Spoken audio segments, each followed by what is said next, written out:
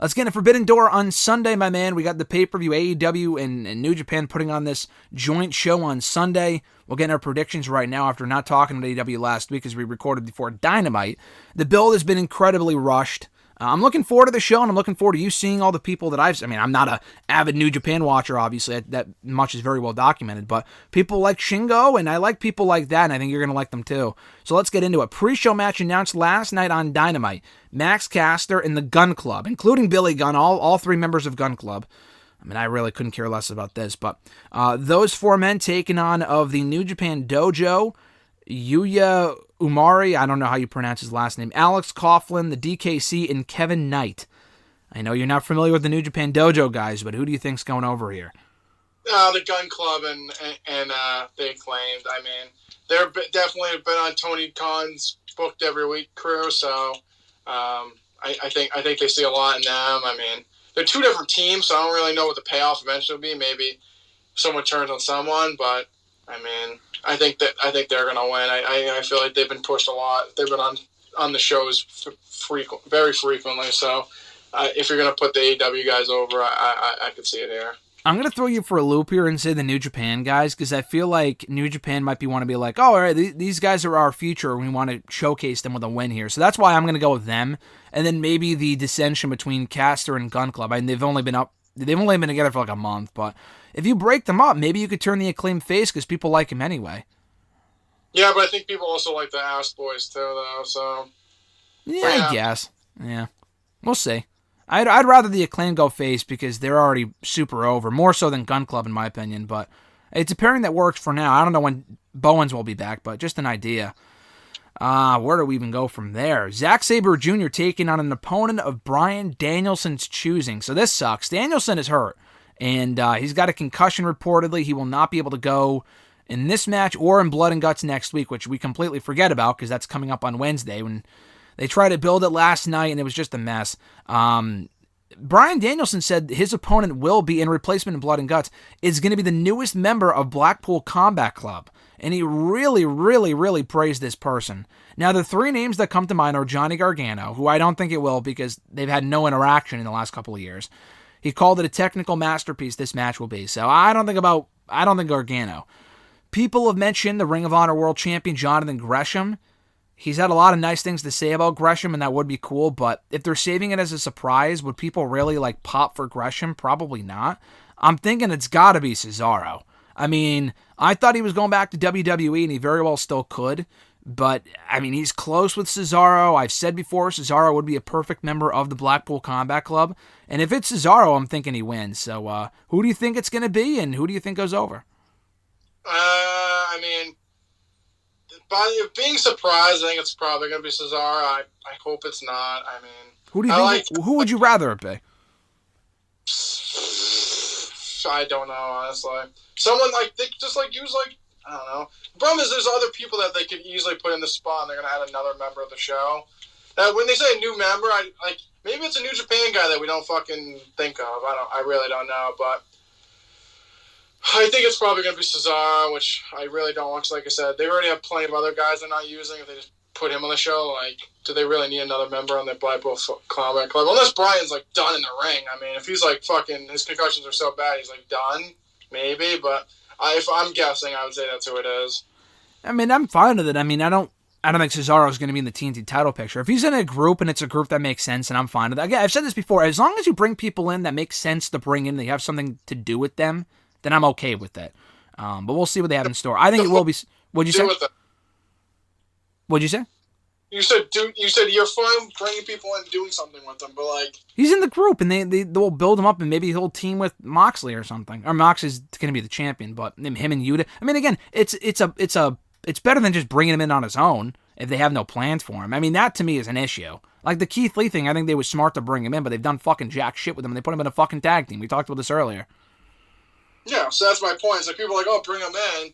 They bring Keith Lee, and now he's in a fucking throwaway tag team that no one cares about. Well, yeah, the difference to me there is that Keith Lee should be doing more. I mean, the guy should be much higher up in the card. I like Cesaro. I'm not even saying he should be world champion. I don't think he should be. Quite honestly, I think if they were to bring him in, they got to figure their fucking shit out here with this. But put him in the Ring of Honor. I mean, put him in the Ring of Honor show whenever that's coming up, and then have him be the world champion over there or something. I think that makes the most sense. Yeah, I mean, if the Ring of Honor thing's ever going to happen, then yeah. I mean, Exactly. That's the At this point, it seems like they're just going to be a part of AEW, and they're just going to use the belts and shit, because, I mean... We don't have enough titles. Yeah, I know. The Young Bucks and Bullet Club's El Phantasmo and Hikuleo taking on the Dudes with Attitude, Darby Allin, Sting, and Los Ingobernables de Japón, Shingo Takagi, and Hiromu Takahashi. Those guys are great. I told you that before. This should be a really fun match, I think, despite being random as fuck. Kyle O'Reilly's not even in the match, and that's who's been feuding with Darby Allin, so... Very weird. I'm thinking Darby Allin's been the ultimate loser lately. This guy needs a fucking win. I mean, it's ridiculous this guy loses as much as he has lately. He needs this win, and I think he will win.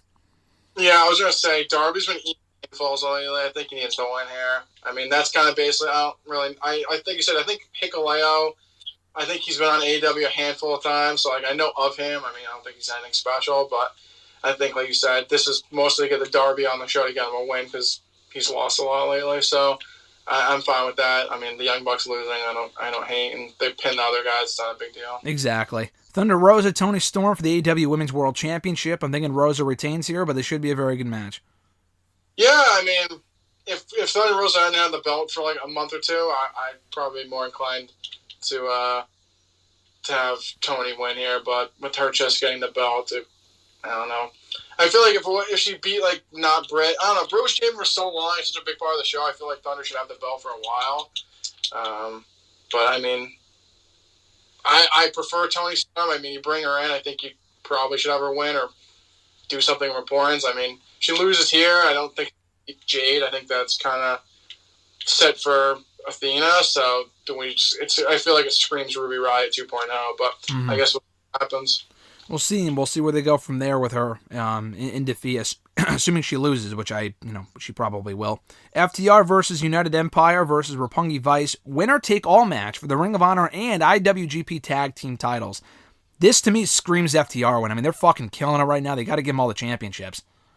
Yeah, it's FTR. I mean, they're so over right now. If you're not gonna, especially when they put the AEW belts on the Young Bucks, I don't think they're going to do them anytime soon. Unless they do like every fucking belt ever made to put on them. But yeah, I would say you put on, if you, at least the whole Ring of Honor thing still to me, I just don't really understand. Like, is it going to be a thing? Or are they just going to use the belts to like push people? I really don't get it. So if they're going to like have a show, I mean, I think Ring of Honor, if they're going to like push it like what Ring of Honor was before, I mean, FTR is kind of the antithesis of that, like just great workers, so like that makes sense. But if not, I would still have no win the belts here. So FTR all the way.